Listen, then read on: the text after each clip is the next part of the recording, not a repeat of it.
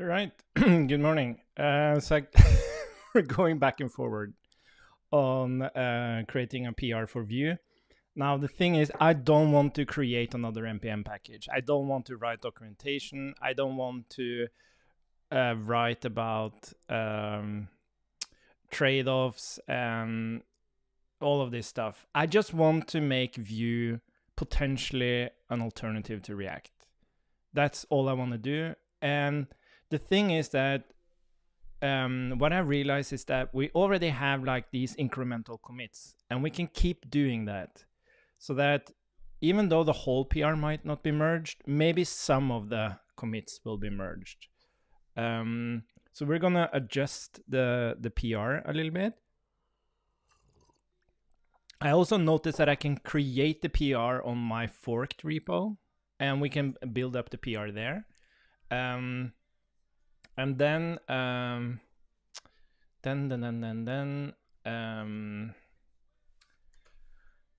we can just change the target after that, and then it pops up on let's see, core. Then it pops up at the actual Vue repo. So let's edit and shove it in here instead. So what we need to do is, first of all, and what we're also going to do is we're going to rather link the Vue changes I made to the family Scrum app. And then we're going to just use Vue to build that and see how it actually feels. Because I have a feeling that it's not as bad as we're necessarily making it out to be. So let's see here. We have these changes now, which are add Vue node as type. So this can be part of this commit. So we have replace with improved JSX typing. And this should have all the typing except for the children type.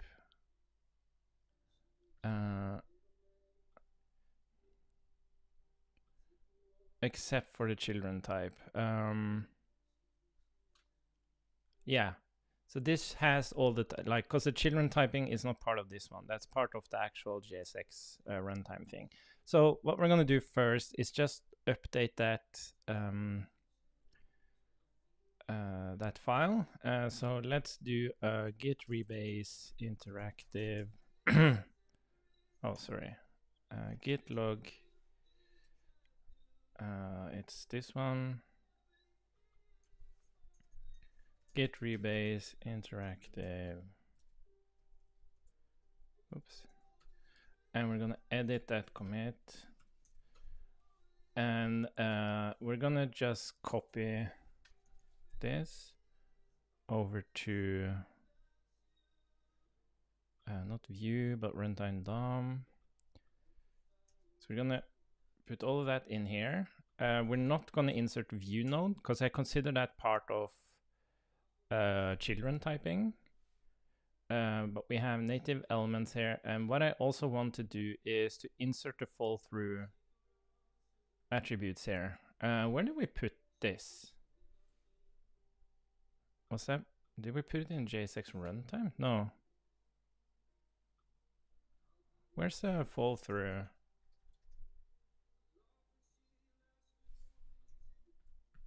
Where's the fall through attribute thingy?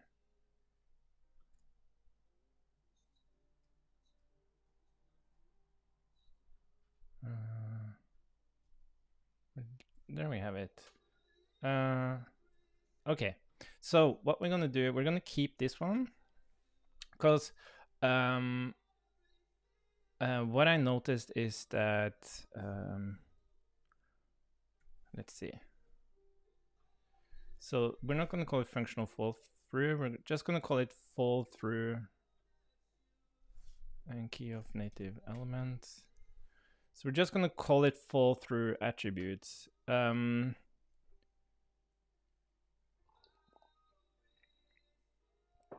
So this allows us, and these are the like functional fall through attributes.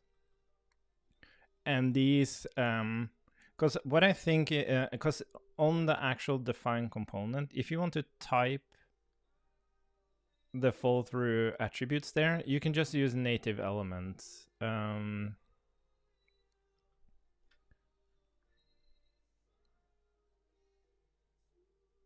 Because that's not like okay, how should we do this? So the point is that we already have all the typing for all attributes, and that's on native elements. How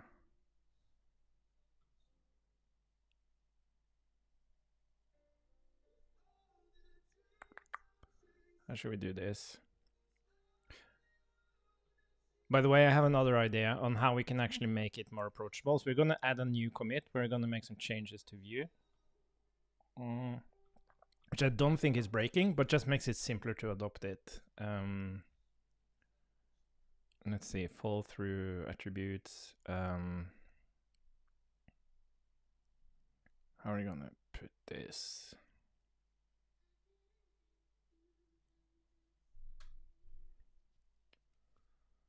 Like, what's interesting though is like it's so limited what these fall through attributes are actually used for. Like, technically, you can use any attribute on a stateful component and then class style and any or like event handler on functional components, or stateless components. But you probably only use class style and onClick, right? You won't really use necessarily the others. But that's fine. But it's really important. Like, the argument here is like accessibility. Like, most libraries and solutions, like implementing accessibility into the component itself, like it's probably something you rather want to do where you use the components. If you, and maybe you don't care about that stuff, but I think Vue developers produce much better HTML than React developers. That's a strong statement, but I think they do care more about that. I'm not saying no React developers cares about it, but as a general stroke.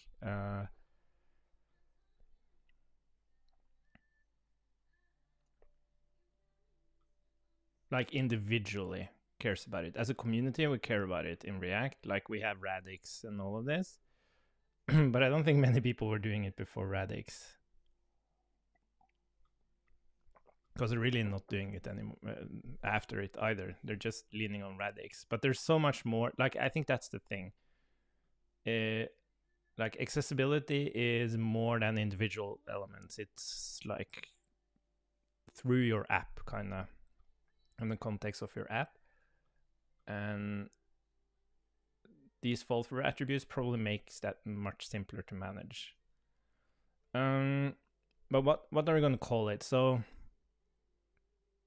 it would be kind of weird for native elements to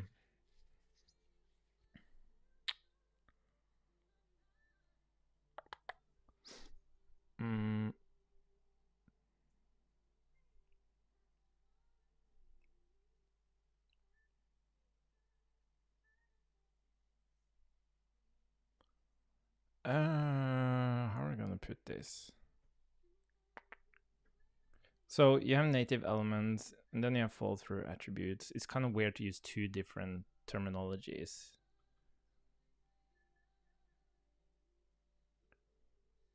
Okay, let's export type fall through. Let's call it all fall through.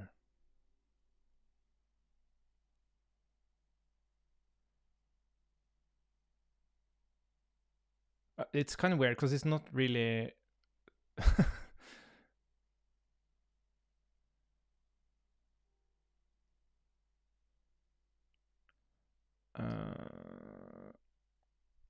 yeah, let's just do that. Native elements. So we have all fall through attributes and then fall through attributes.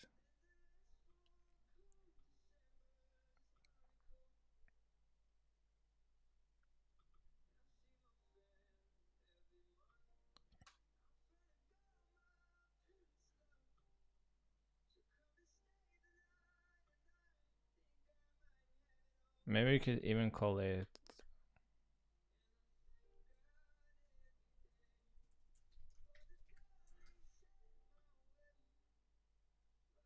Maybe we could do this instead. We just call them attrs. I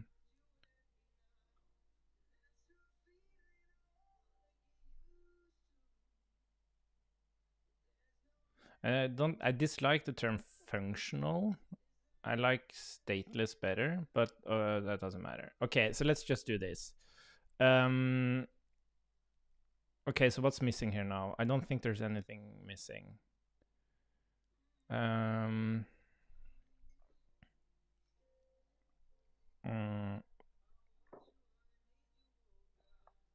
then in view, there's no children. Oh yeah, so we have to remove this. There shouldn't be any children.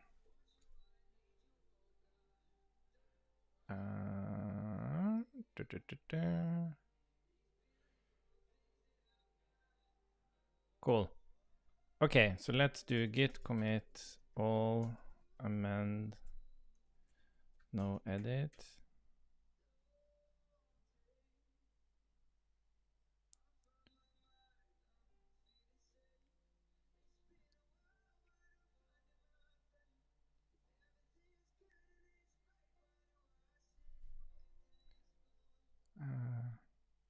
Oh, sorry.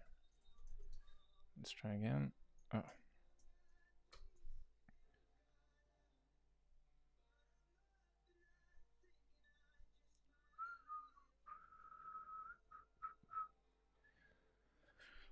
Let's see.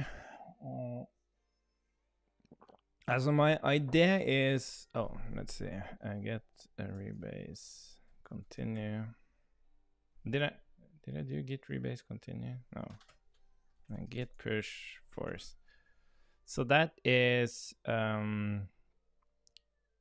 that thing, and now we're gonna go into git rebase interactive git log. Let's see, let me just shove that in there. And now we're actually gonna delete this one. Let's go and find a node.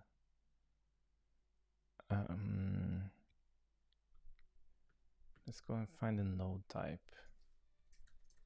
vnode, view node. Oh, it's not here.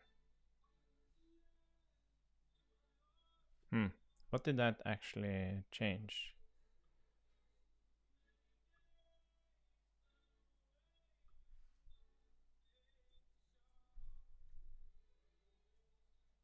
Oh, doesn't it actually do anything? Oh, interesting. Oh yeah, because I changed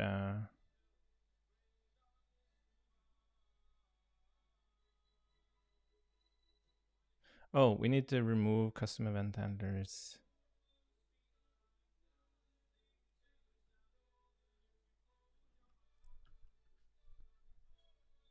Yeah, we need to remove and then add class value, style value.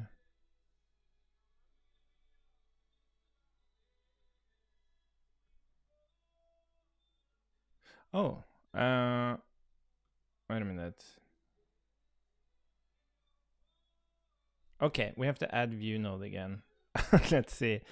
Okay, so we're gonna delete this commit. Let's see. We're gonna change this commit.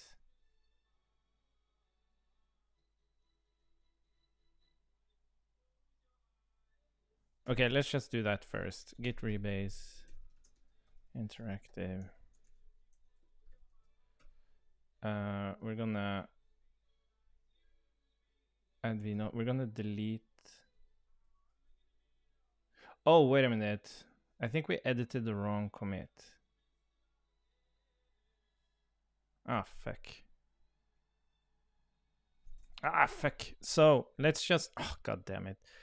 I think we actually edited this commit. So we're gonna copy, god damn it. So let's just copy this one, because that's the only thing that's gonna be changed. Oh, come on. Because here it's at the bottom, but when I do interactive, it's at the top. It's very confusing. Git rebase. My bad. You see this? That's the thing. So we're gonna delete. How do I? Was it R for remove? No, reword. Is it squash? No. Drop D. Remove commit. So we're gonna remove this commit, and we're gonna edit this commit. Oops.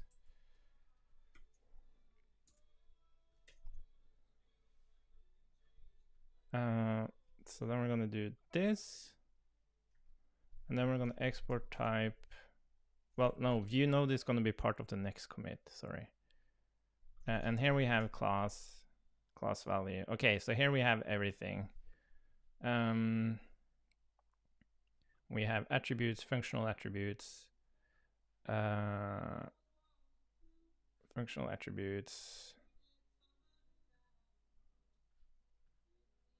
Maybe we should actually call it attributes.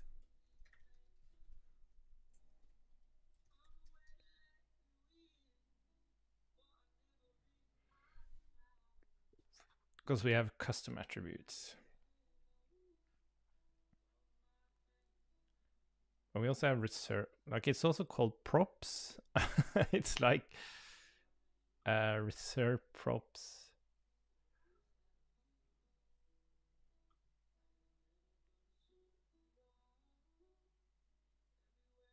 And it's really tied to fall through.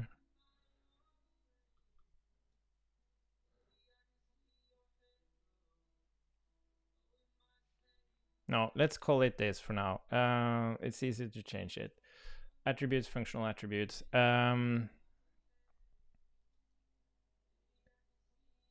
Yeah, this is all this is going to do. And then for the next commit, we're going to add the children. And we're going to add the view node thing. Git commit all amend no edit. Oops.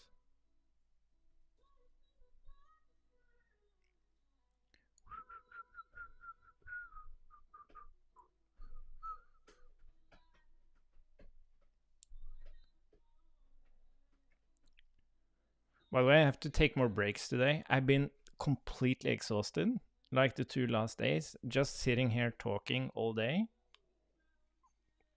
It's freaking exhausting. Git rebase, continue.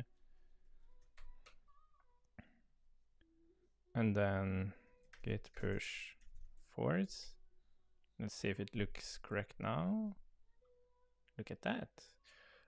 Replace with improved JSX typing.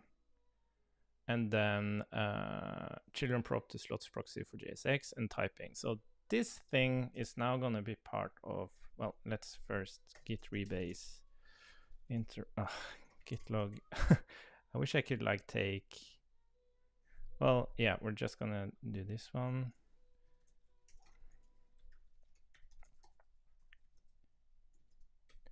And we're just going to edit this one. We're going to add this to this typing. Oh, it's actually there. Nice. Init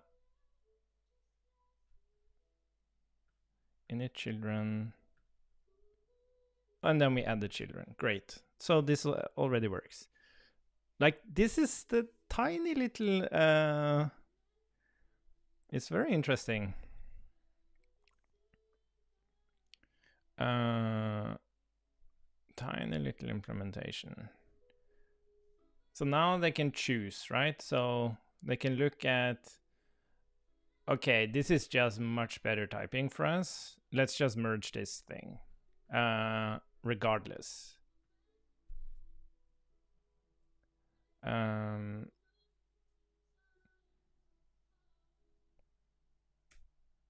And then they can see, okay, this is a small change, but there's a question of the typing, right? That's the breaking thing. If people are using functional view with TypeScript, they will suddenly get errors on children now on this version, and it's not breaking the runtime.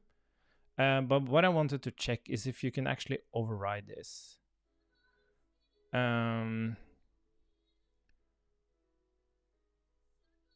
Somehow, yeah, we're gonna check that first actually. So let's head over to our this thing. Let's change our demo. Let's remove these two again. Oops, view productivity. Let's do a yarn install. And then we're gonna jump into demo and we're gonna npm link view again. Well, first let's build the thing. npm build.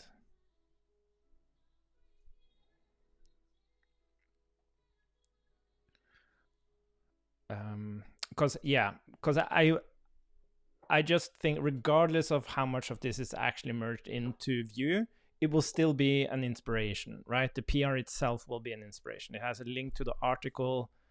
It has like suggested implementation steps that can be taken, the specific problems and how to suggestions on how to solve them. So yeah, I think that's way more valuable than creating a separate package that overrides Vue's behavior. You have to explain what you're overriding, why you're overriding it. So much documentation needs to come into play, and so on. pm build detail. And I'm sick and tired of building libraries. You know, I just want a framework that works for me. It's just that none of them do. I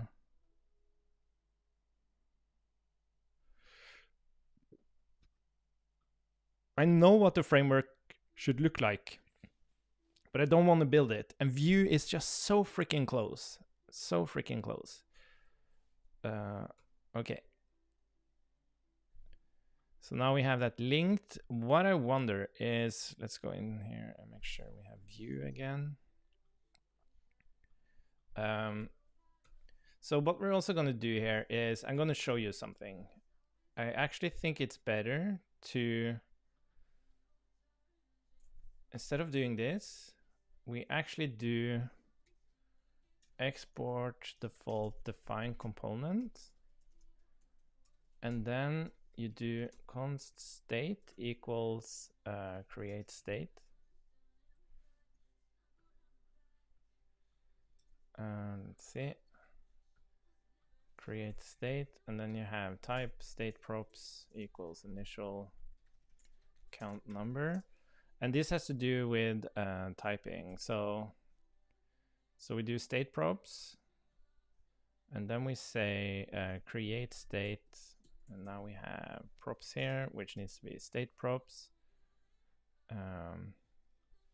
And then we have props, which is children view node. I'm not sure why it doesn't find it. Why doesn't it find it? Maybe I need to restart. Why doesn't it find view node?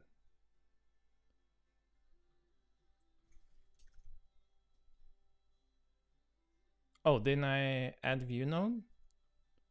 Maybe I forgot about view node. Oh, that should have been part of, okay, I forgot about that. Git log. This is part of the children prop. Git rebase interactive.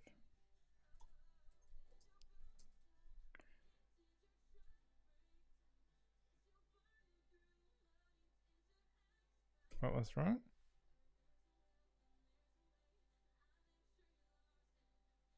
Oh.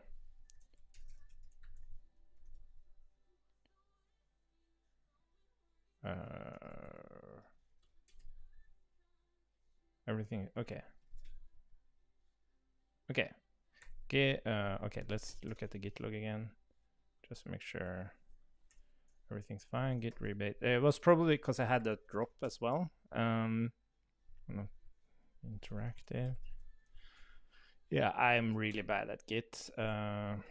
So, oops.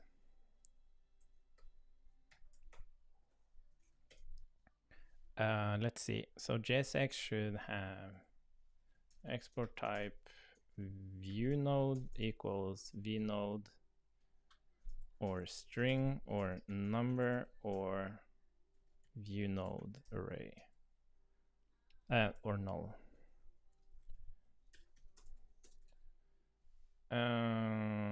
Cool. So we're gonna git commit all amend no edit, and then we do a git rebase continue. I'm getting it, hang of it now. It's probably an easier way to do this, but that's the Stack Overflow issue I hit. So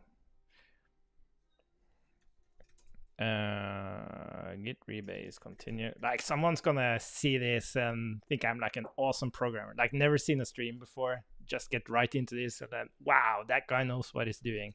No, I have no idea what I'm doing. Okay, so let's do pm build, because this is the runtime DOM. It's just called runtime DOM. Runtime DOM, and then pm build DTS. Cool. So now there should be a view node in here.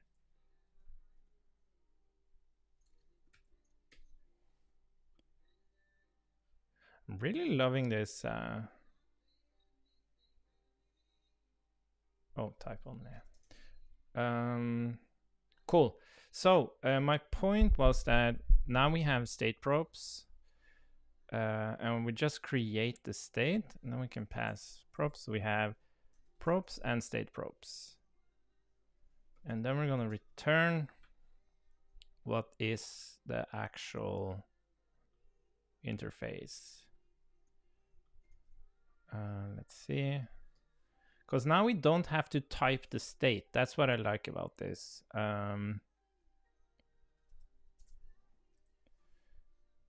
Right, you can just, the only thing you need to type are the props. Now the state is just inferred. Now the thing is, if I wanted to actually expose all this stuff, if I actually wanted to expose all this stuff, I could rather just use the Vue API. I could say,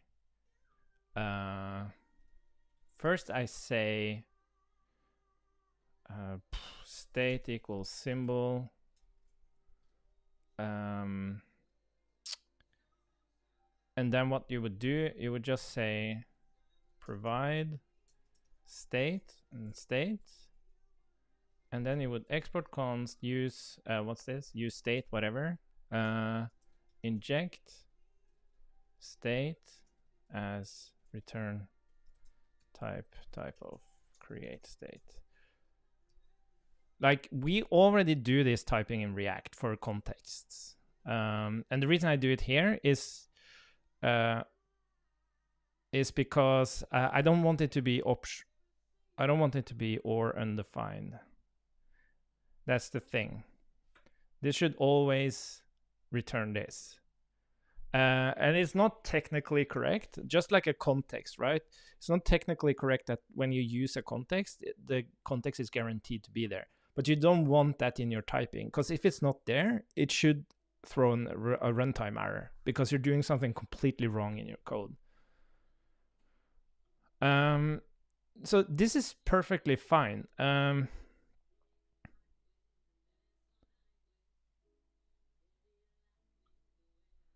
And you could do like, so symbol is just a way to have like a unique injection key. I wish they supported functions as well. Because what we could do, we could actually have create state as the actual key. Like that would technically work, but it's because of the typing, it doesn't work. Which kind of sucks. Because I would simplify it a little bit. But that's not a huge deal.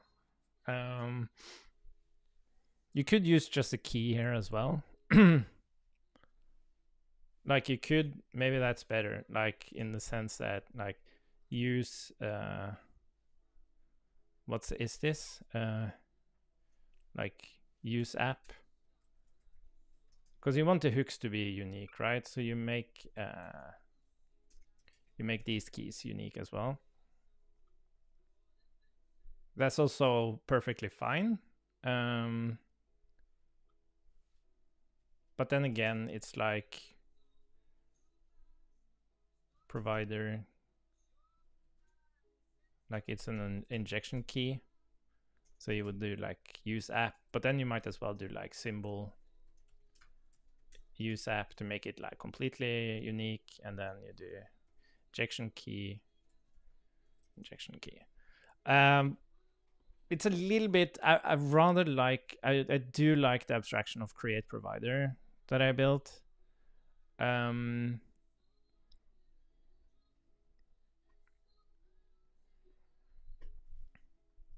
But yeah, and it wouldn't necessarily do it like this. You would rather put this with the actual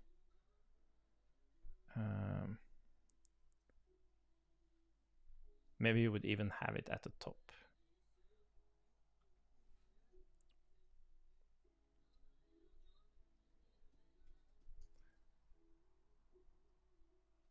Something like that. So you kind of see, if you look at the file, you see immediately that, oh, you can actually use the state of this thing.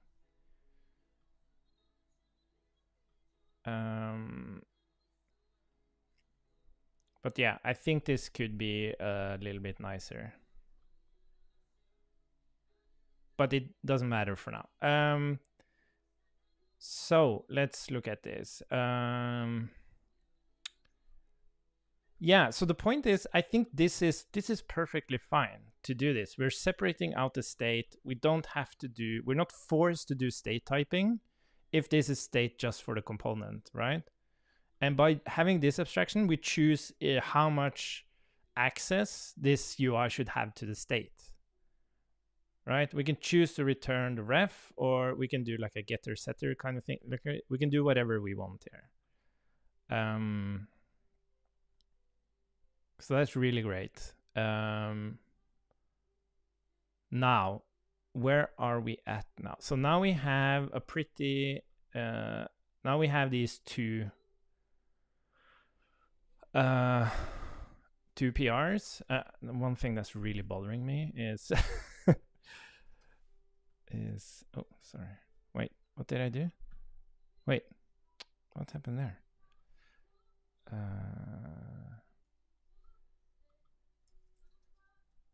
Git rebase interactive. I just want to reword this one. How do I do that? Do I write like this? Oh, I would actually have to, god damn it. I should probably have changed it, right there, right? Oh, please enter. Okay. So replace.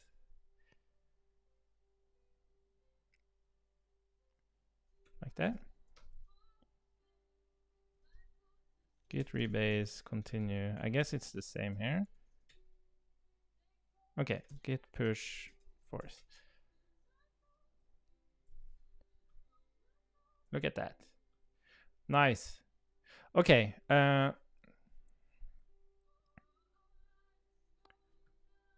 Nice. This is awesome. Okay, so let's talk about the thing. Let's talk about the thing that bothers me. And the thing that bothers me is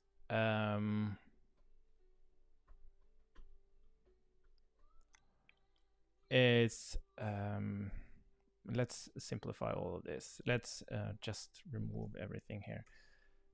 So we have export default function app.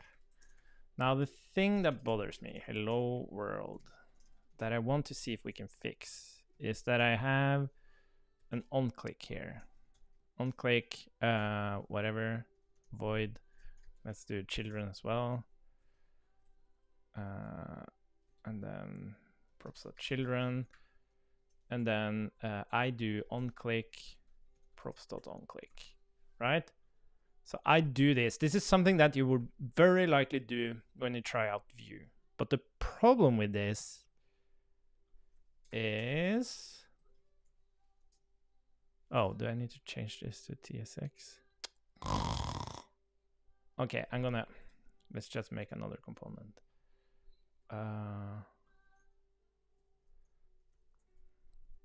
Export default function app return test.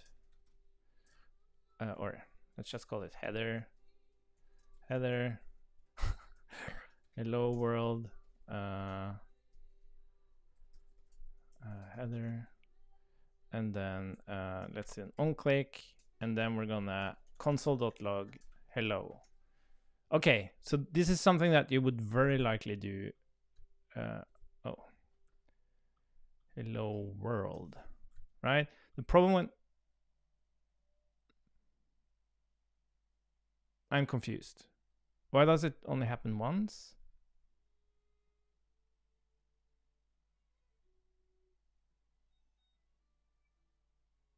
Does Vue already do this?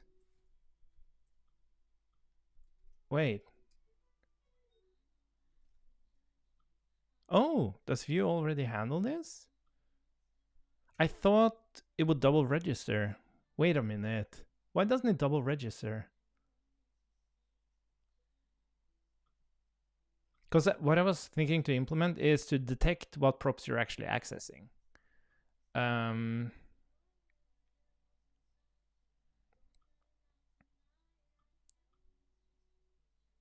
then if it sees that, oh, you're actually extracting an on-click, then we're not going to register it again. What the fudge? And here I can use like, and functional attributes. Oh, sorry, functional attributes, h1. So now I have class. Let's do styles dot. By the way, is there like a typed CSS modules? Isn't there like a...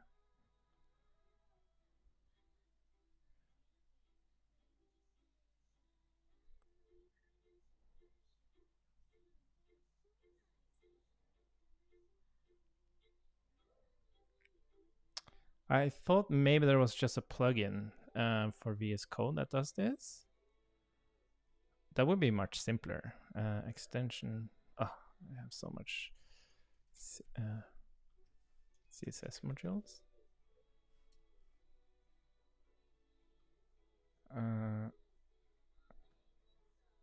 Yeah, exactly. Let's try this.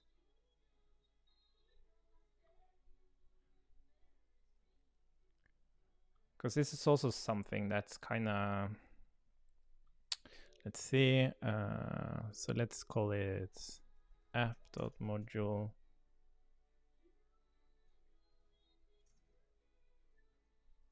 Do you say module CSS? So we do foo, color, red, and then we import styles from...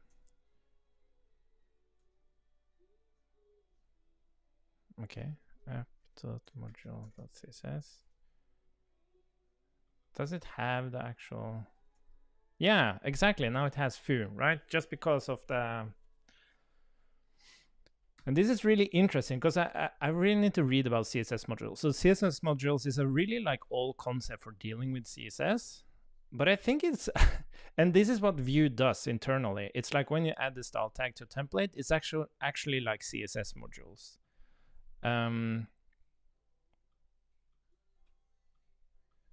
Yeah, and now it adds that. Okay, so I'm gonna conclude that Vue actually handles this, especially for why did I have a problem with this?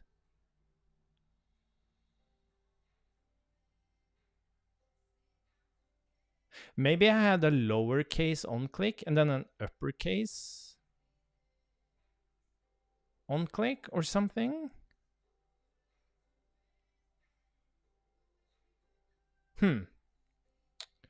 Okay, but then this is fine. Like the fall through attributes isn't actually a problem here.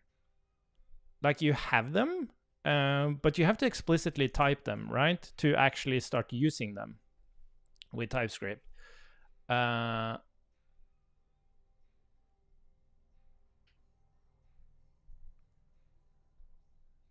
Yes, okay, cool. But that's fine. And then what's the other thing we're gonna do?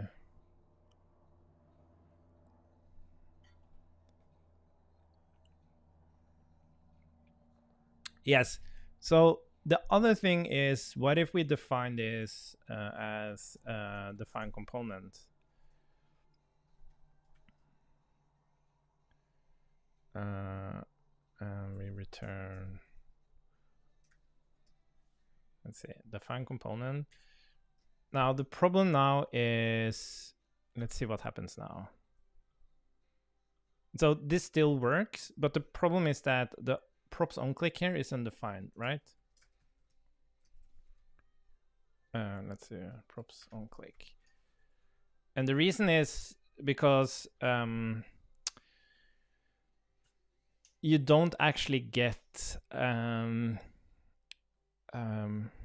even if I do inherit attributes false, like now the onClick stops working, everything stops working. So the thing about define component is that you just completely lose your props, right? With a functional component, you always have your props there, but when you move to define component, you completely lose your props. And I think that's really bad. I think what I think is, first we're going to figure out how the hell the functional component was able to detect that the onClick thing. There has to be a specific implementation for that. And maybe we can take inspiration from that and apply it to the define component. So what I assume is that the props is a proxy, and then it tracks what keys you access when the component function is called. And then when it's gonna apply the fall through attributes, it checks what keys has already been accessed, and then it just skips them. And I think you could do the same for props in define component, only that you don't do it for well, you use that as well for the fall through. Well, okay, I'm gonna check something first. So what if I do onClick here, but what if I pass the, oh sorry, props onClick.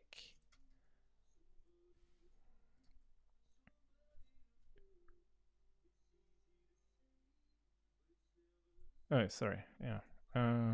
What if I click it now? Yeah, it's still 1. Okay, so it does have this, but it's just a different mechanism, right? The mechanism of props is different for a functional component than define component, and that bothers the hell out of me.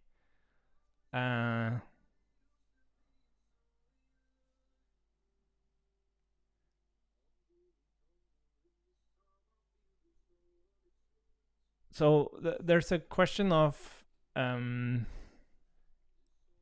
do you change the behavior of define component to make it closer to a function component, or do you create a different abstraction? Instead of define component, you do something else.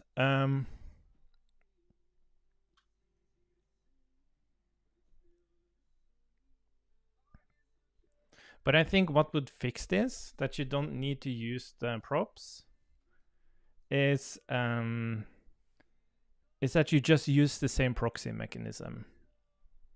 So that when you access props here,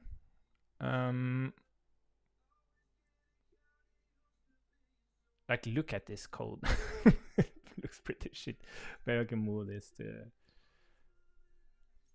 props or header props. Type header props. Looks a little bit better. But it's a kind of a weird thing. Like typically this would be much you wouldn't use define component for this. Anyways, so we're first going to figure out if there's some code for functional components where it uses the proxy to figure out what props you access to determine the fall through attributes. And if that's true, but it doesn't have to do that here, right? Because here it will literally take the onClick attribute and move it to the props. So it won't be part of the attributes object anymore internally in Vue. So it's just a different mechanism. But what if we could use the same proxy mechanism to determine what should be moved from attributes to props? So what would happen here instead of doing this is that it would, by the fact that I'm accessing onClick here on the props, that's what makes it move from attributes to props, right? So it's kind of like lazy moving of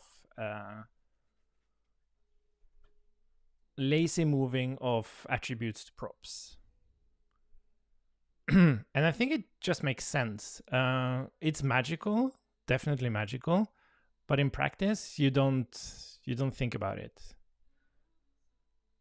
So let's see if we can find how should we do this. So we have component props.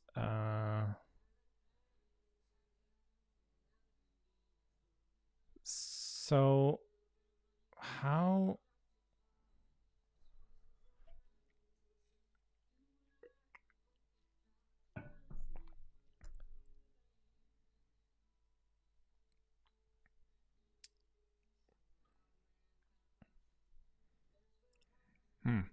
Okay, we're gonna check one more thing first. Let's remove the define component.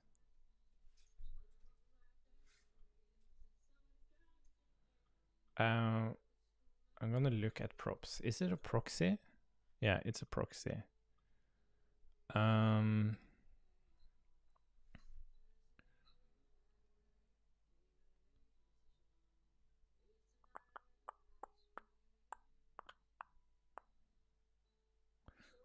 Another thing I wonder about CSS modules is precedence. So I know that class names becomes unique, but what about precedence? What if I had a class here, like class that was internal to header, and then I would have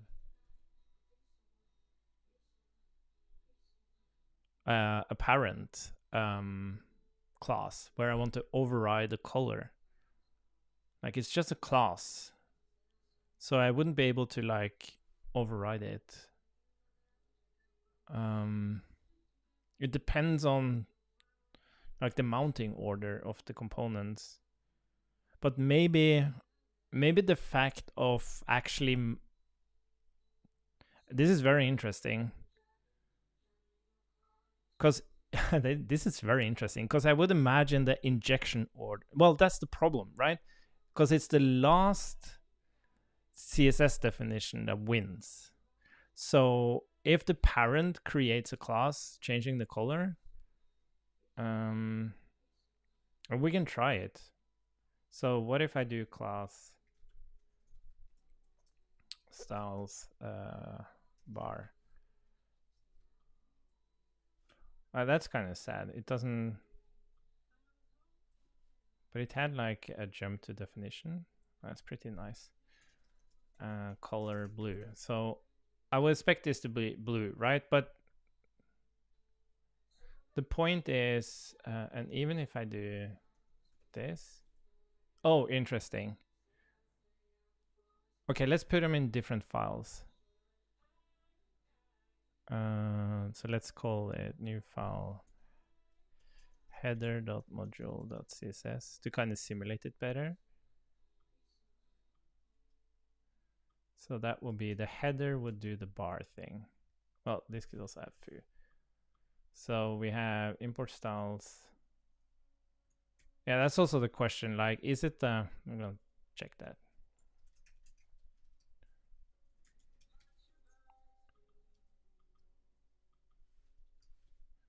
So now it's blue, but is that because of the import order? Yeah, it's because of the import order. Yeah, so this is a huge ass. I don't understand how they do CSS overrides, passing classes down.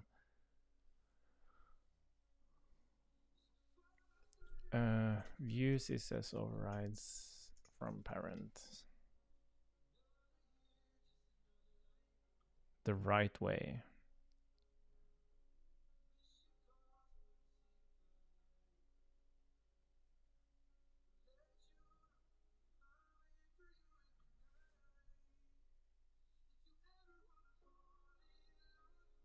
Yeah, but that's something else.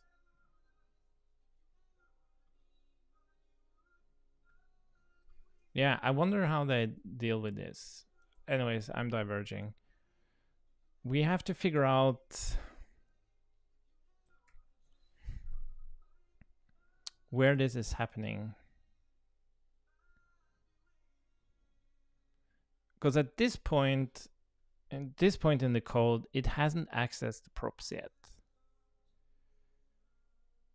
So this is just general logic.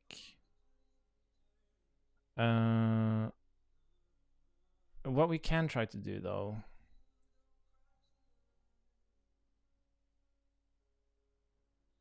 we can, oh, this is going to be interesting. So we can throw an error in, how are we going to do this?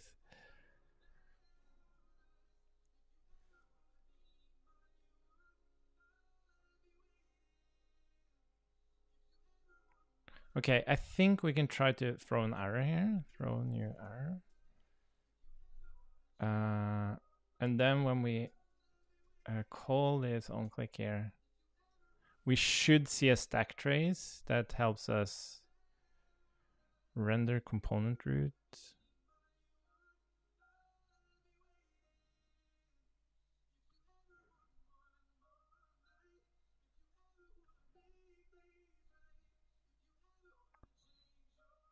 Yeah. Wait a minute. Is this the thing? Mark attributes accessed.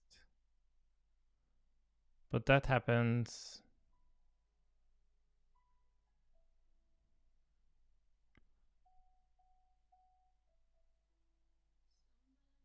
Maybe that's the thing. But this is the other object. So this is the props.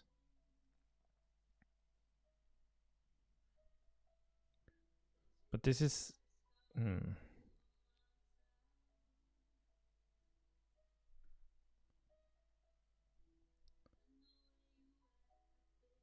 Okay, this is the part with the functional stuff. Let's look at that.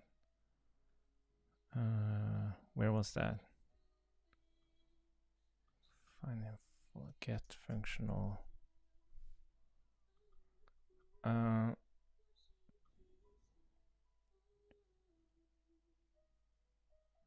it adds it to the attributes. Or no, sorry, it adds it to the.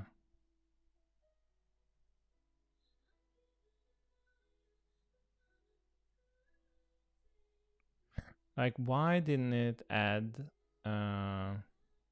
This is what I'm wondering. Why didn't it add the on-click? I'm sure I experienced this. PMPM build runtime core.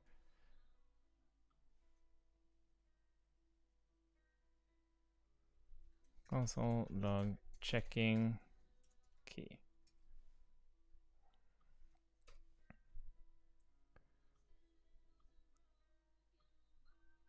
Oh, let's drop the error throwing.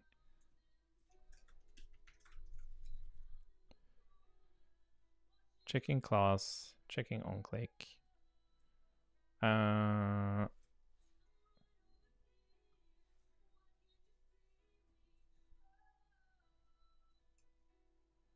So, okay, is on key.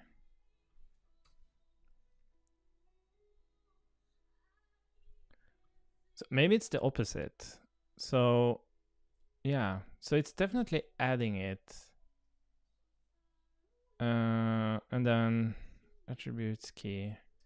Let's see once more. Maybe it's the opposite. It doesn't apply the prop. Yeah. Okay. So let's imagine it does the opposite. So when it's a get function fall through attributes after attribute merging in demo comments are present. It's possible for template to comment whatever.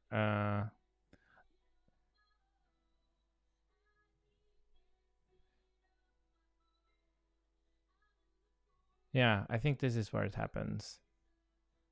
If not accessed attributes and root type not equal. Okay.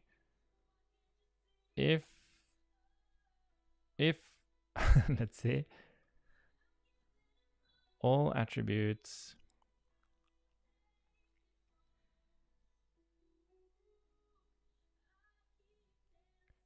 remove on first letter reflect event casing accurately. So at this point, it has already added. Okay, let's just see if it adds it.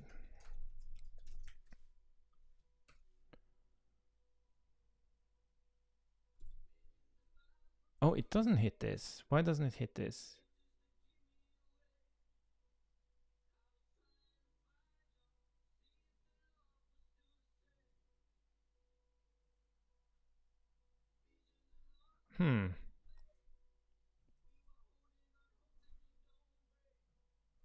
Let's see if it.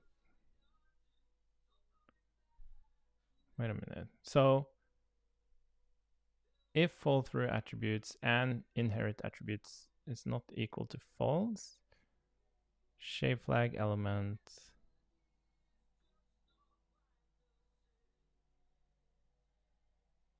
root.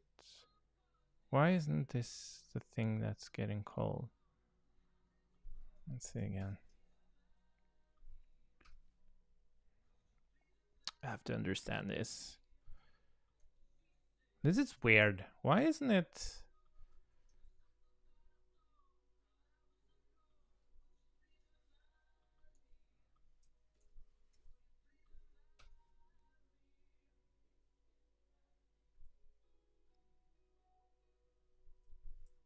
Okay. Not equal to false. So it does go in here.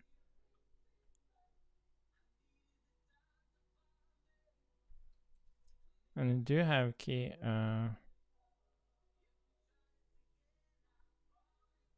Let's see, access attributes.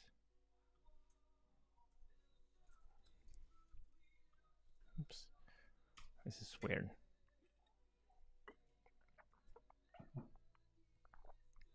Oh, it says I've accessed attributes. When did I access attributes?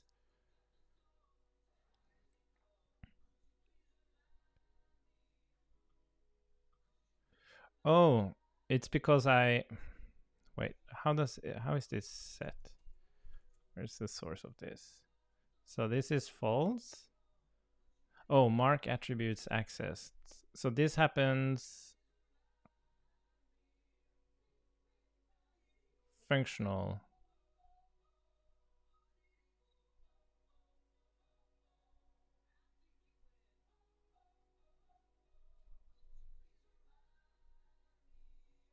But only in dev? That worries me.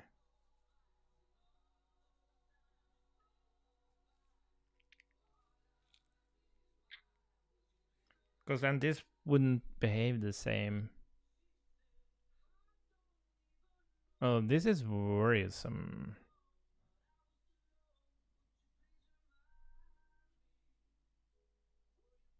Why only in dev? So if I built this for production, it will behave differently? Let's try it. Isn't there like a nice way to yarn build and yarn preview?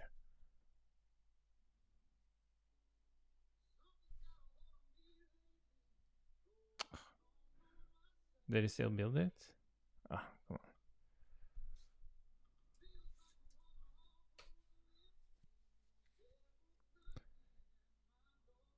on. So this will be. So now I would expect it to actually. No, it's no different. It works the same. Because I do add it twice. Yeah. This is weird. Well, it's good that it's consistent, but I don't understand how it's consistent. What makes it mark attributes as accessed?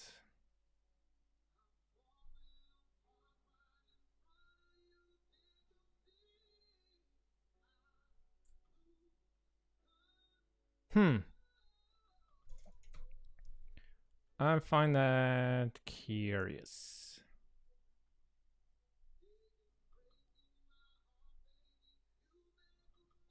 So if it's, why is it different for dev? Access attributes equals false. And then this is stateful component. And then it goes into functional. And attributes is equal to. Okay, I want to see if the marking.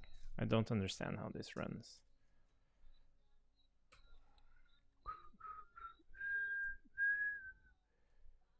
Marking. So they are. I understand how it's marked in dev, but I don't understand how it's marked in production.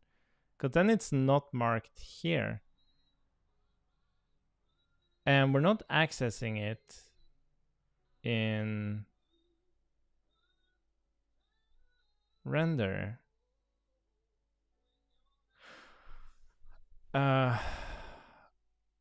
So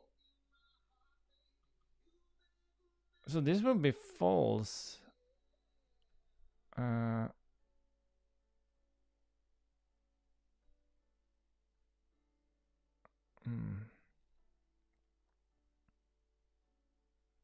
that's for stateful.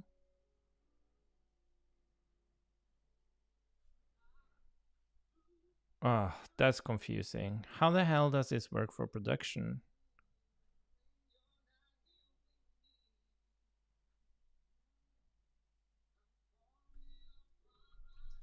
Because it's being called here?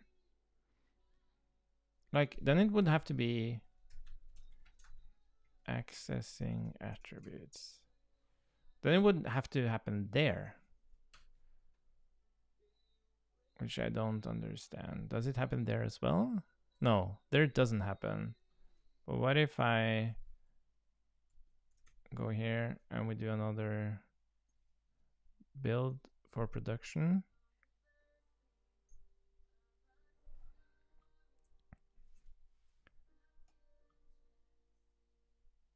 No, it's not being accessed there either. What the fuck?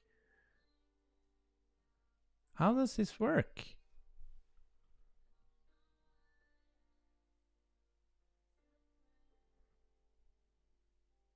Oh, wait a minute. Is it because... I'm confused. So, fall through attributes, adding it. I am very confused. Adding it.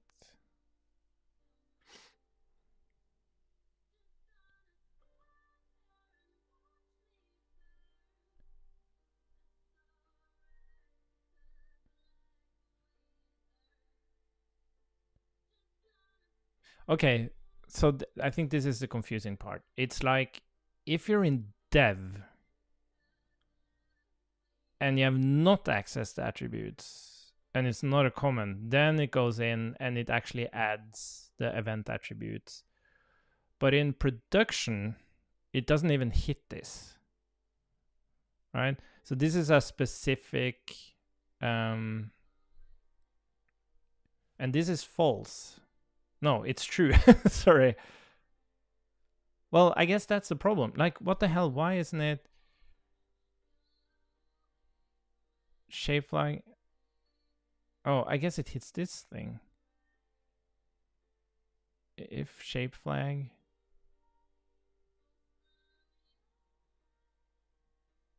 Oh, it has to hit this one.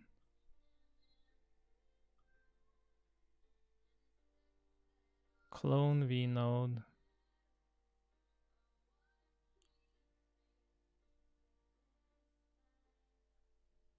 Yeah, so let's just double check that.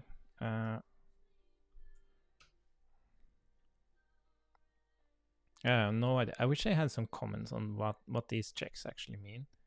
Yeah, so it definitely hits this one. So it doesn't do that additional thing. I think this is actually element or component. Interesting. But what is clone? Extra props? Merge props? Okay, whatever. Let's just trust that it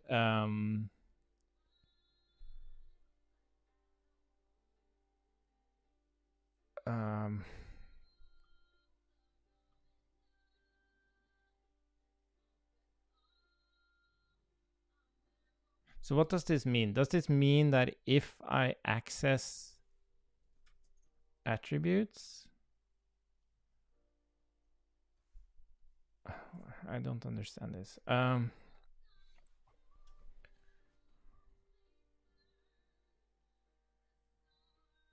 Yeah, I guess the thing I don't understand is that I'm not accessing anything. Like, why does the code run differently?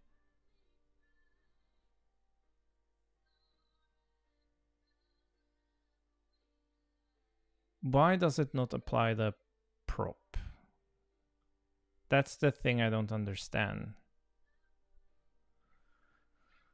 How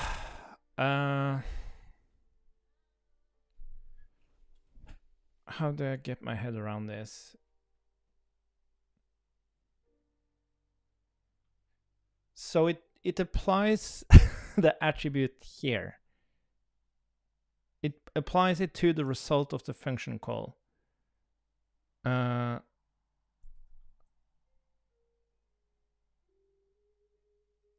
What is res?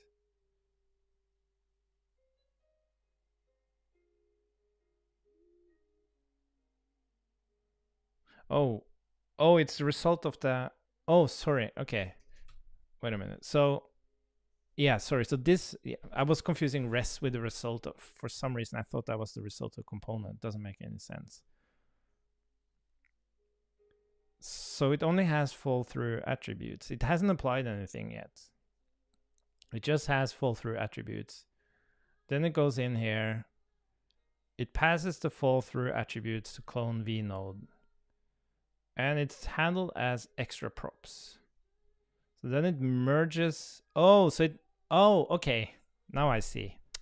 It merges the attributes with the props. That's what's happening. So the on click is just like overridden. Merge props. So the question then is, okay, so let's go back now. So what happens when you're in a stateful component? So I guess, so shape flags, state, yeah. So there's something called a stateful component. So basically that just doesn't happen. That merging doesn't happen in a stateful component.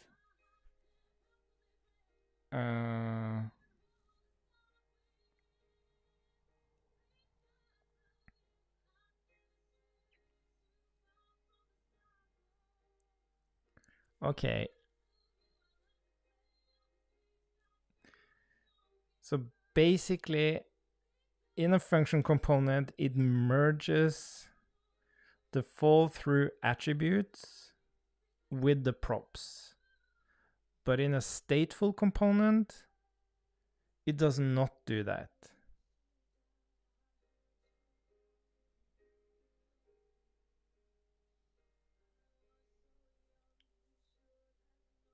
But what are we trying to do? We are trying to say that Okay. So let's move back to a stateful component.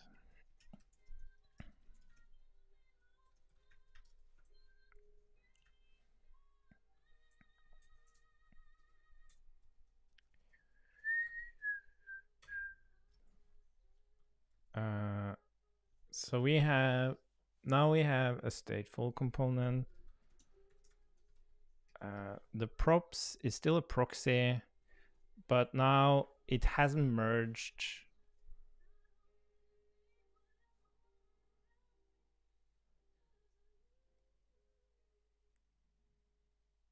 Yeah, because in a function component, the attributes object becomes the props. That's what happens on this line, if I remember correctly. That's in component props. It says, where was that?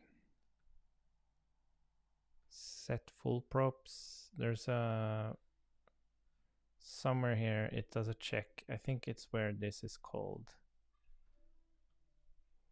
Go to references.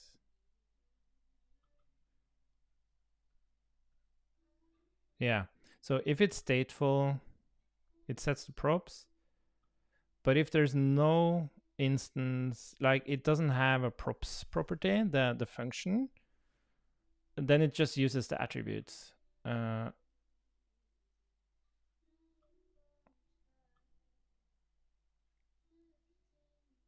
this is really why, like, why doesn't define component work the same?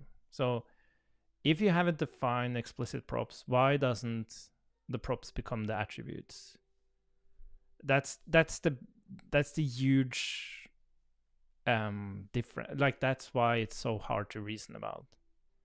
It doesn't have that same behavior.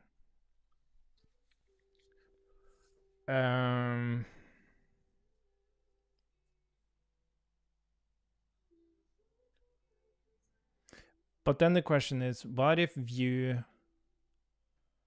because I mentioned like maybe we'll fix the props, explicit props thing later, but what if we use that proxy, the props proxy of a stateful component, to detect what you're accessing?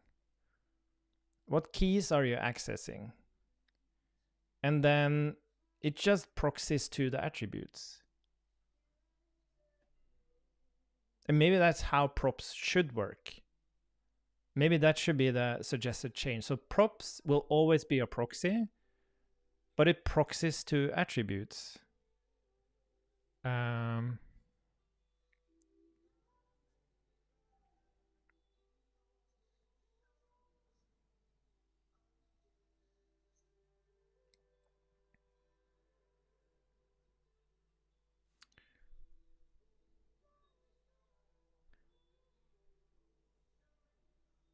What I wonder is props here isn't a proxy.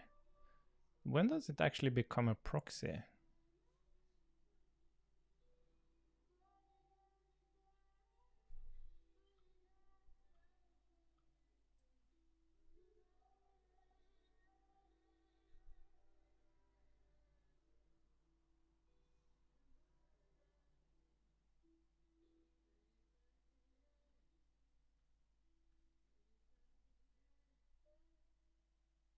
I don't think, yeah.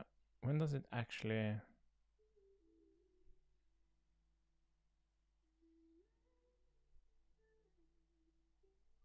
Yeah, here it does the merging. Where does it actually render it? It just clones it, blah, blah, blah. Set current rendering instance. Yeah, so the rendering is happening somewhere else. Maybe we can just throw an arrow here and we can figure out where the rendering happens. Like, where is this thing actually called?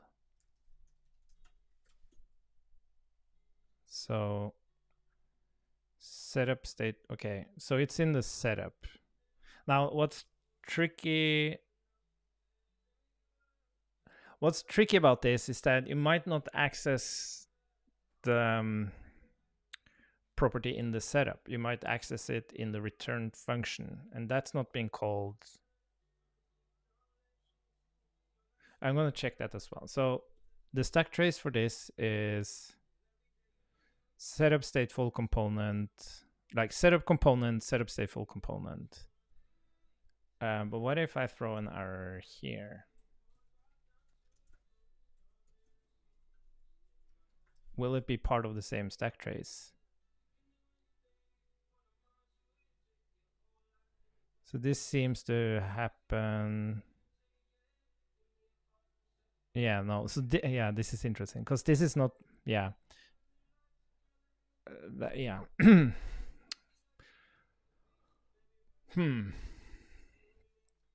But I think this is like needs to be a fix for this, because you can't sell people on having to define these explicit props. So there's like two things here. One thing is like just merge the attributes with the props, just like a function component, but that would never get through, right? That would be such a big difference. You could try to proxy in the props, but then you have the problem that you might access the props in the setup. But you could also access the props during rendering. So but maybe what we could do is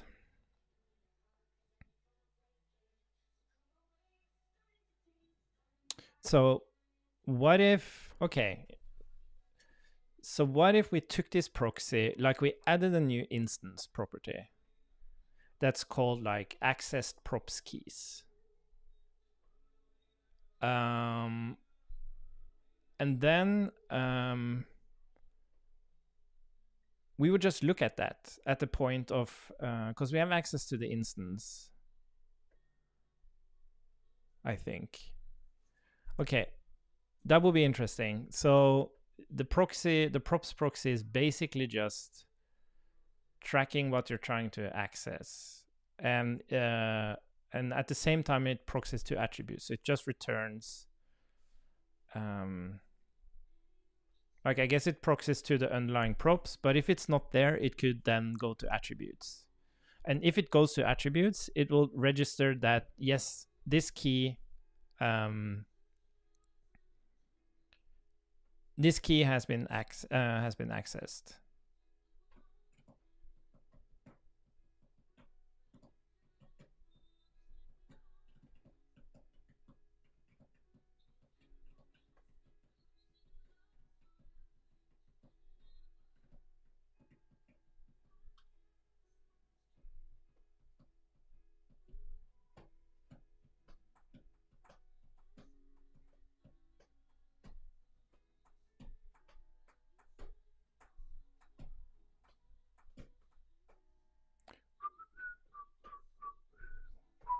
Yeah, I think that would work.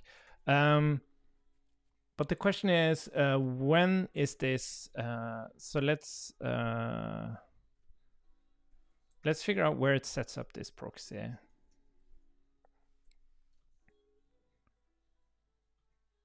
Sorry.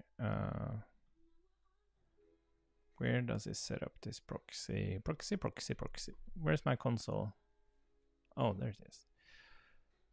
Setup stateful component.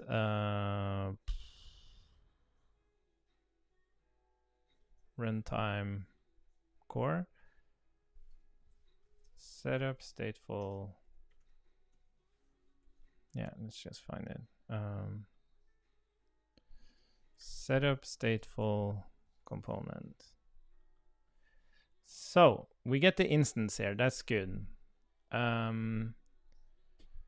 And the question now is, where does it create? That's a render proxy.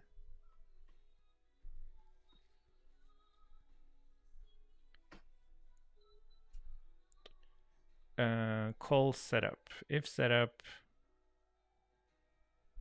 creates setup context, call with error handling. It passes the instance. Okay, I guess these are the arguments.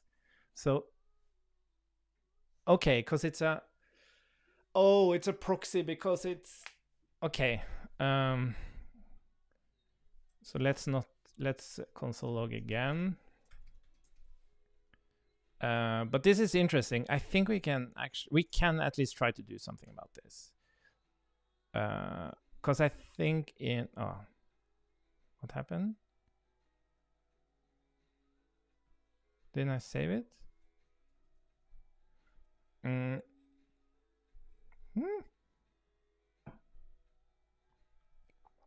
Oh, did something?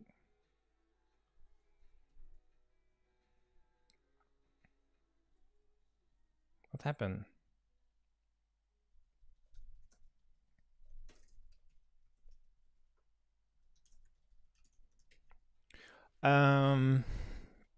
What was I gonna say? Yeah, I think it's just a shallow ref. I'm not sure why it has that in development. Maybe it's related to the debugger or something. Or maybe to track if you're trying to change something or whatever. Yeah,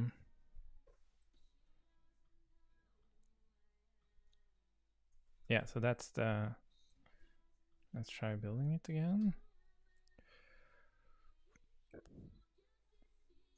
That was weird. The here should be a plain prop. Wait, it's still a proxy. When does it become a proxy? So is it... When does it become a proxy?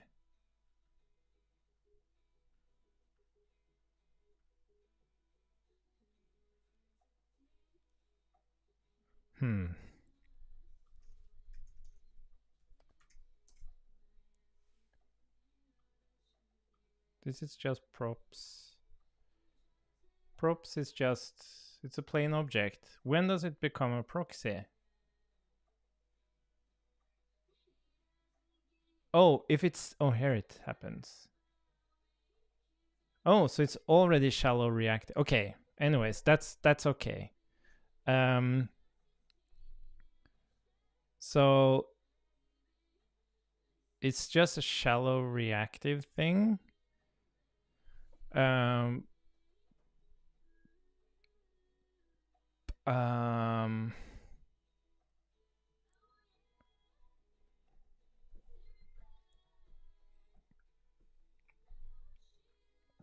So I think what we could try to do here is we could make props a proxy.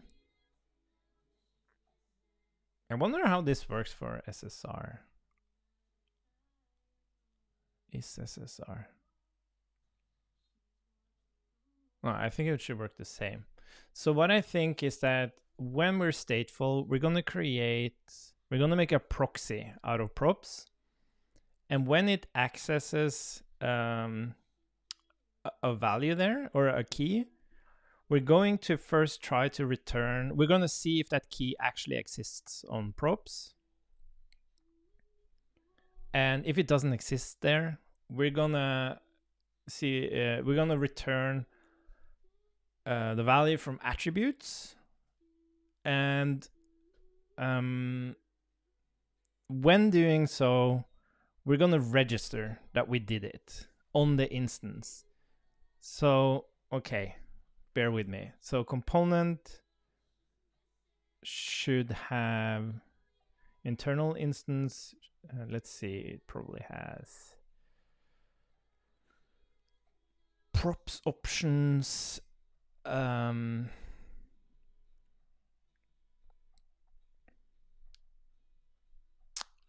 What was I thinking?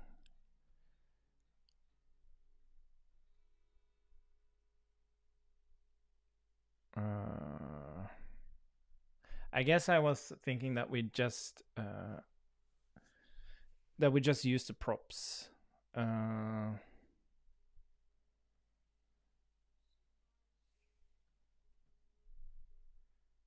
Yeah, because we have to check that regardless. let's see. So let's see, instance.props options. Yeah, this is the thing.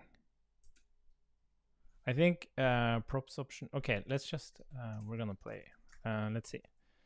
Like I think we could just use what was it? Runtime core.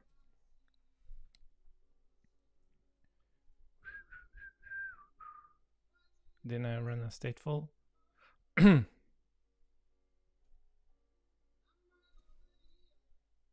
Oh, but it's undefined. Yeah, exactly. But if I go in here now and I populate it, props, on click.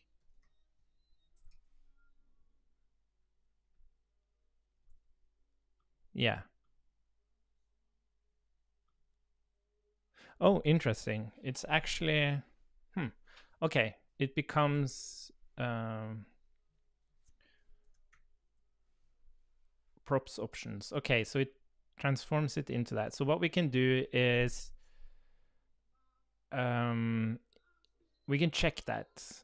And maybe what I'm wondering, if it's not there, we would actually just add it.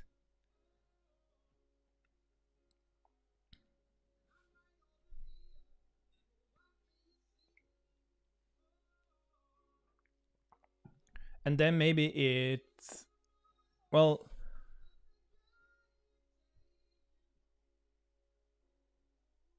yeah, we're going to try that first. We're going to do something very simple. So props proxy,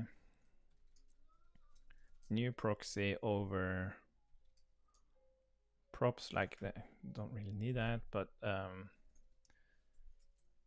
so this will be the target and this will be the key. And then we're going to check if key in props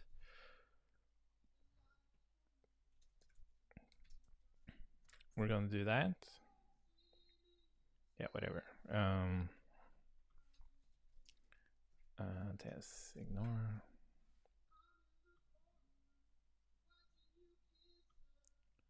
Because can I do target key?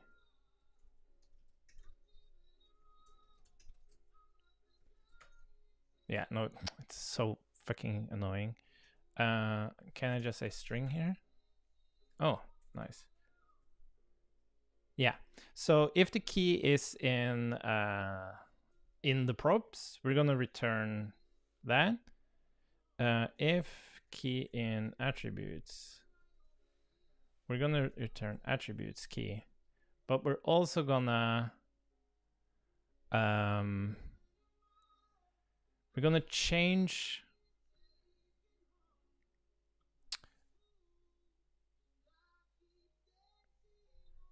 we're basically just gonna say instance dot props options 0. That could be undefined.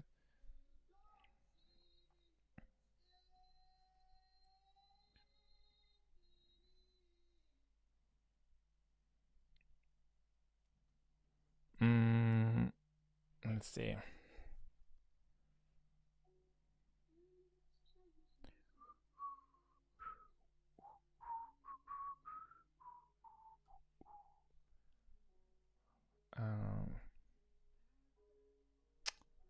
Okay, let's just do this. Or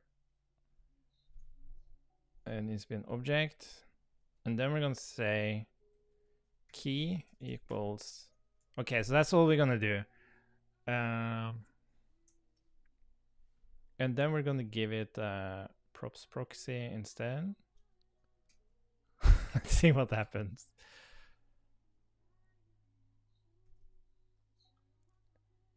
So, well, it ran, but we're gonna remove this and then we're gonna see what happens. I can't add properties here. Object is not extensible. Oh, interesting.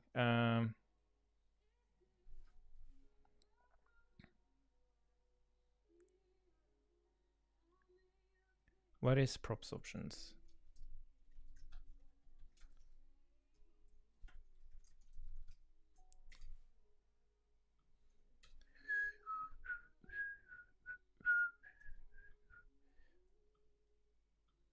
Oh, and then it's okay. We're just gonna do if I'm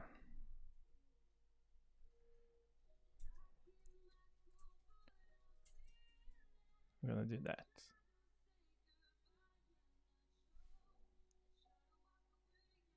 Oh, possibly. Oh yeah.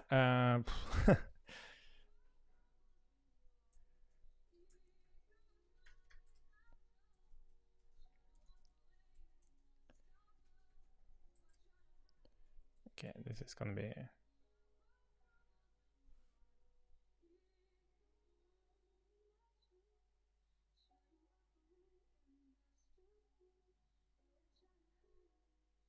Maybe we could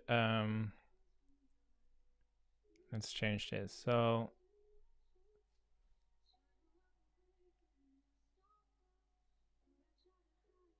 wait a minute. We're gonna take a look at it again. So if I actually add props here, what does it look like then? Oh, still only one. Wait a minute. What did I log? Oh.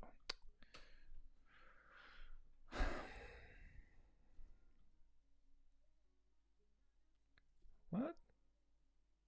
Oh, so props options is an object. And if I don't have this thing, it becomes undefined. Oh, it becomes an array. Okay, interesting. Okay. So if instance props options, okay, let's just do this. Instance.prop options.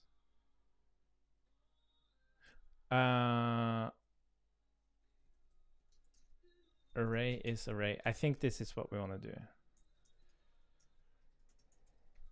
do. Instance props options. And then we just push the key. I think that's what we want to do.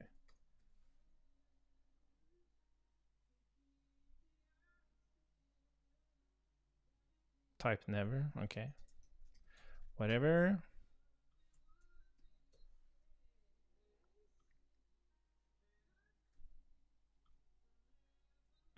Yeah, interesting. Okay. So if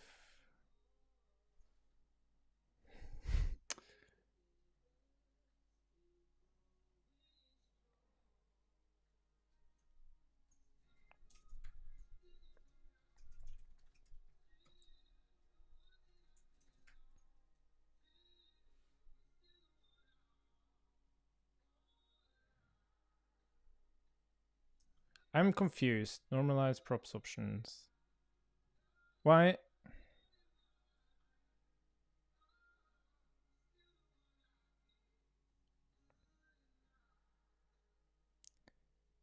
Normalize. It says it's gonna be an array, but it's not an array. Oh, I think I messed up the console logging here. But I can't extend that array.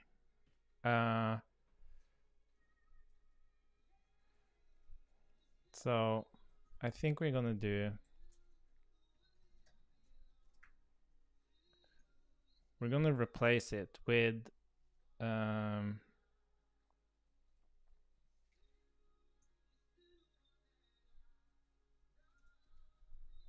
okay. So I think this is the thing. So we're gonna do 0 key equals that thing, and then we're gonna do 1 push key.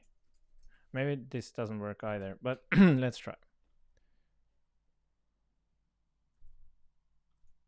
Oh, that worked. Okay, so let's see now.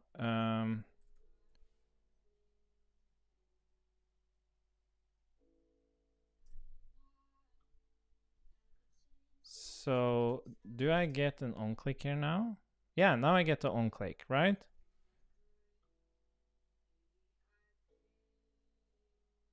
Because previously I wasn't able to.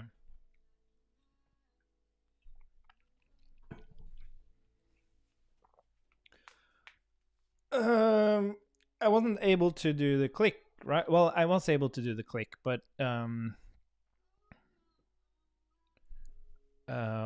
what was I gonna say? Well, we don't really know if this works. We have to do something else. We have to, let's put a foo here. Props foo. So let's add a foo, and it's a number. And then we add foo 1, 2, 3. Yeah, that works. I think this fixes it. So what we're basically doing now is we made the props a proxy. So when you try to access something there, it will. So what we need to do, so what we can do instead is we can make this a function, of course. So const props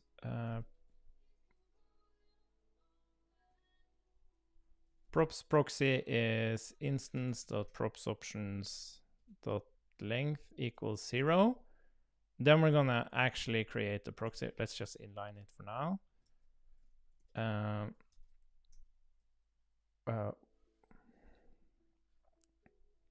Or we're just going to use the props, right? We only want to do this.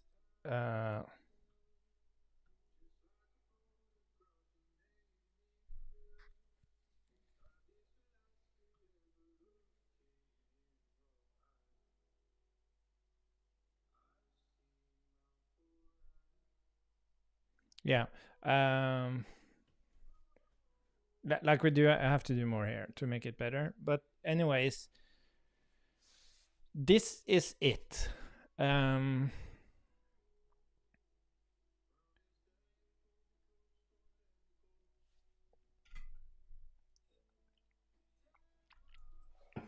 this creates a natural progression from stateless to stateful. The props will just work based on what you access in the component. I think what we could also do here is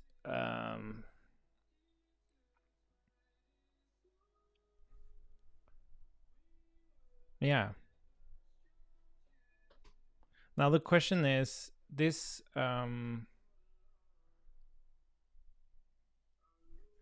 this code, like this is the thing. I have no idea how this actually runs with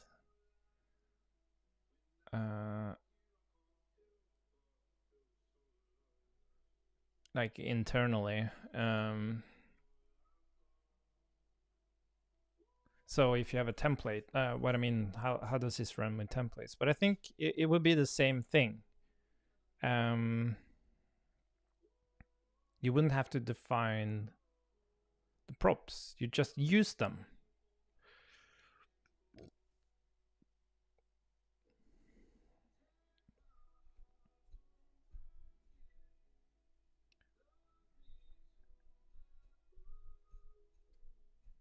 Okay, let's make it nicer. So we're gonna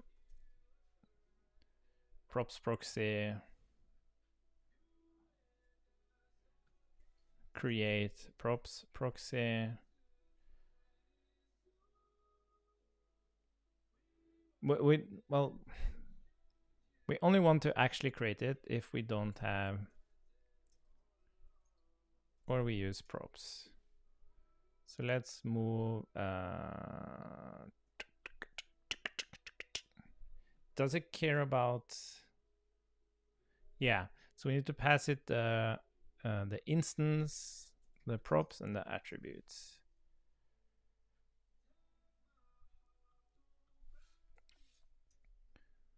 So what does this? Yeah, we can have it here. Is this just a bunch of types? Function create props proxy, or create stateful props proxy. Return. So we have an instance, which is a component internal instance. We have props, which is data.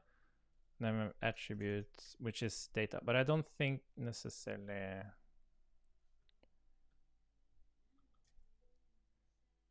props. Yeah, both of them are data. Okay, nice. Create props default. No, create stateful. The thing is that what I don't quite like about this is that here we check if we need to create it based on props options length being 0. But we really want to update the instance with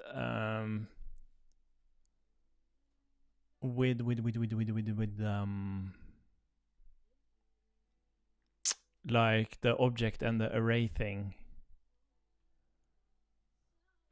I don't think that fits in here, because then we have to like do the check again, or it becomes like, yeah. So I think there should be like a nested thing here. So we call it let props proxy equals props, and then let's do stateful, and then if instance props options dot length equals 0, we're gonna say instance props options equals this, and then we're gonna say props proxy equals create stateful proxy instance props attributes, and then we don't have to check that again.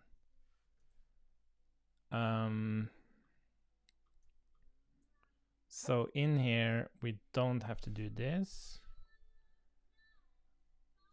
Oh, you know what? We can actually pass in the props options. That's much better.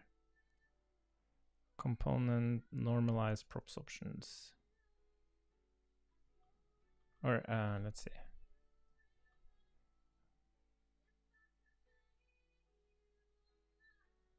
Normalize props.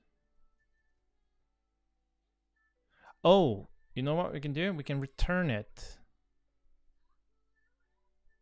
Yeah, that's much better. So, well, we have to return the proxy as well.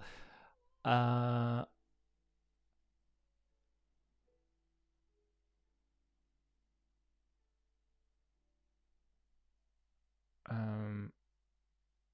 should we do this?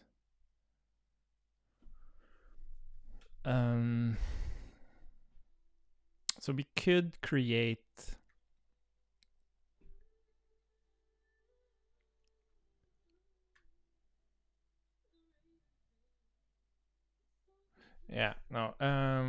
let's do props options,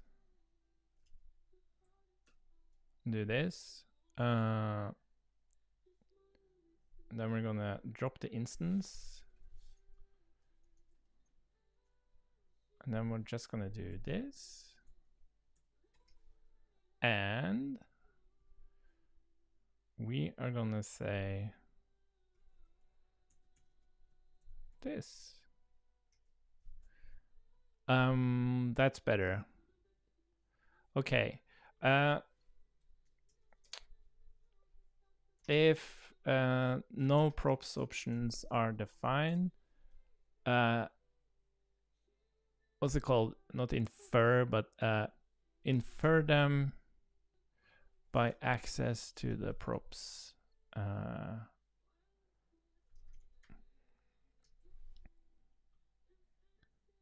Yeah. And then we can say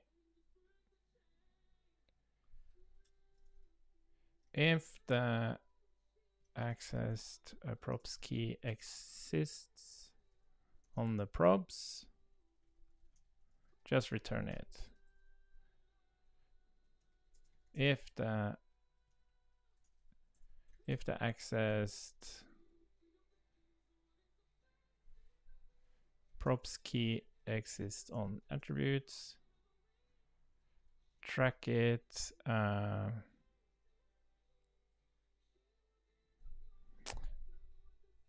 What's interesting about this is that I don't see it actually. Yeah, but that's fine. Like, I guess the thing that, yeah. So the problem now is that we're not moving the thing over, right?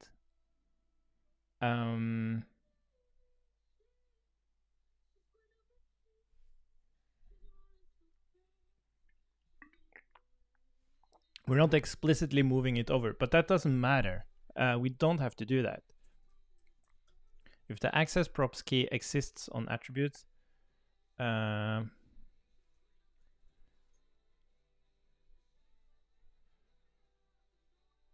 we even need to do this? Like, why not just return it? Like, the reason we're doing this is because of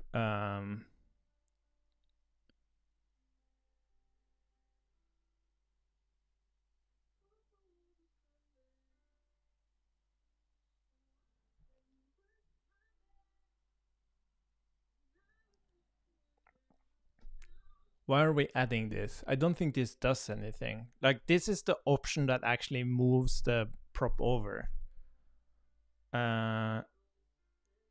Yeah. Like, there's no reason to do this. We just check if there is no options. We'll add this stateful proxy. Yeah. Like, I'm messing this up. Another thing we have to do is enumerate. Is it on keys?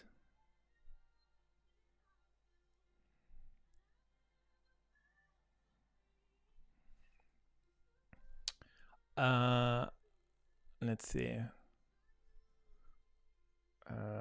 JavaScript proxy on keys.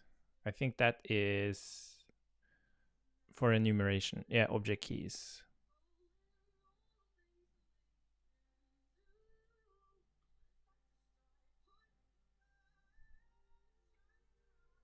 Yeah, and this reflect. I think it should really be get key. Yeah, that's really how it should be. Return on keys.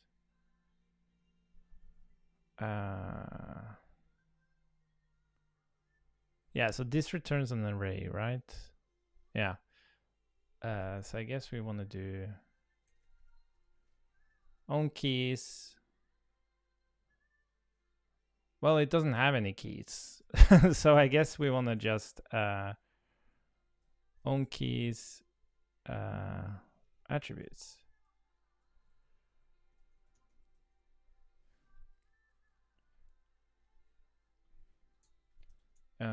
If using object keys or iteration, like this is for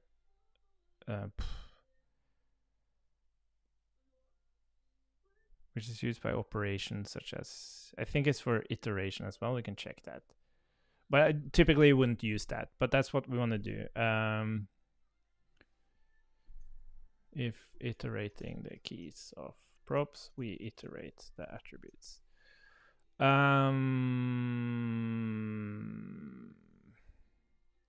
What is reflect really?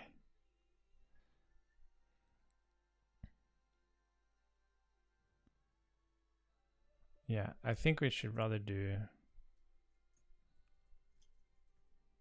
attributes key. Okay, let's build it again.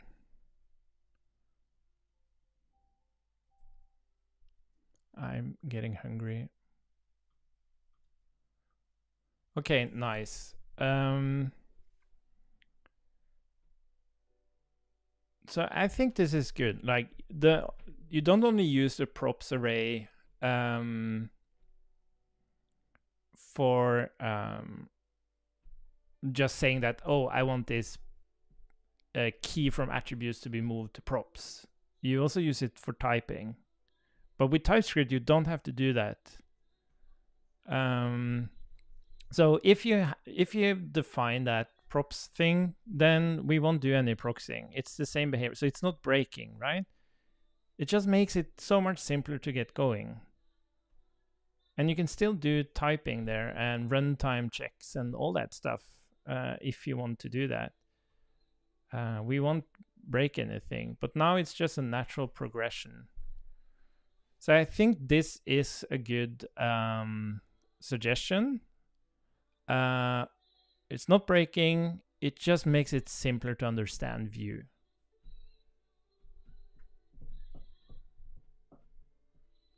Yeah, so I'm gonna eat. I'm gonna eat, and then we're gonna add this commit. We're gonna update the PR description with our changes, and then we're gonna continue refactoring family Scrum using just Vue and see how it feels like with these changes. And then see where we are. Maybe we could even use the family Scrum thing as a reference in the PR as well. The only thing that's kind of sad now is this async ref and the query and all that stuff. But I think that's just something else. Maybe that could be like an internal thing in Vue, but there's so many good solutions out there. And this could be like some kind of state management primitives package kind of thing.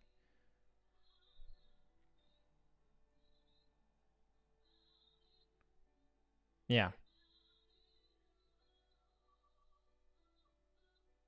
Yeah, this is nice. Okay, thanks for following along, and I'll be back in 30. Like, I'm pretty pumped, so I'm just gonna eat something and then I'll probably be back. But yeah, I'll stop the stream for now, and then we'll jump back in when I'm done with my lunch. Bye for now.